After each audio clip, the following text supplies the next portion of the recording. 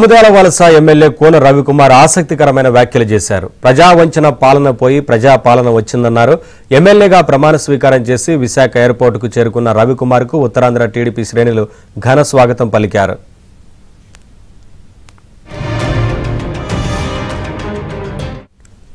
ప్రజా ఆస్తులనే కాకుండా ప్రజాస్వామ్యాన్ని విధ్వంసం చేసిన ఘనత మాజీ సీఎం జగన్ కే దక్కిందని ఎమ్మెల్యే రవికుమార్ వ్యాఖ్యానించారు. అరాచక పాలన సాగించడంతోనే జగన్ను ప్రజలు ఇంటికి పంపించారని ఆయన తెలిపారు. పులివెందులలో సైతం జగన్కు ఎదురుదెబ్బలు ఎదురవుతున్నాయని రవికుమార్ వివరించారు.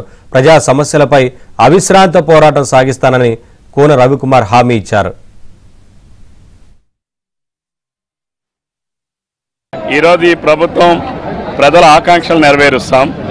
ఏదైతే అరాచకమే పరమావధిగా పరిపాలన చేసినటువంటి జగన్మోహన్ రెడ్డిని ఈరోజు ప్రజలు ఇంటికి ఎందుకు సాగనంపారంటే అరాచకాలని ప్రజాస్వామ్యం ఎప్పుడూ కూడా ప్రోత్సహించదు అనేటటువంటిది నిన్న తీర్పు ద్వారా రుజువు చేశారు.